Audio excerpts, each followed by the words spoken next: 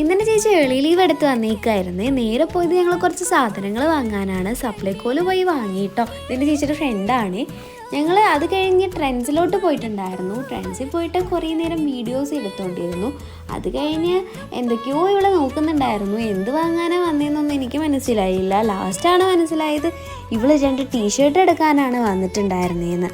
ചേച്ചിയോടെ എനിക്ക് എന്തെങ്കിലും ഡ്രസ്സ് വാങ്ങിത്തരും ചോദിച്ചപ്പോൾ അവൾ പറയാ ഇവിടെയൊക്കെ നല്ല റേറ്റ് ആയിരിക്കും, നമുക്ക് വല്ല സ്റ്റുഡിയോന്നോ മീഷോന്നോ പർച്ചേസ് ചെയ്യാമെന്ന്. നിങ്ങളെങ്ങനെയാണ് സ്റ്റുഡിയോന്നാണോ മീഷോന്നാണോ വേറെ വല്ല സ്ഥലത്തു നിന്നൊക്കെയാണോ പർച്ചേസ് ചെയ്യാമെന്നൊന്ന് കമൻറ്റ് ചെയ്യണേ. അത് കഴിഞ്ഞ് നേരെ പൂക്കടയ്ക്കാണ് പോയത്. പൂമാല വാങ്ങാനായിട്ട് അമ്മ പറഞ്ഞിട്ടുണ്ടായിരുന്നു അമ്പലത്തിലേക്ക്.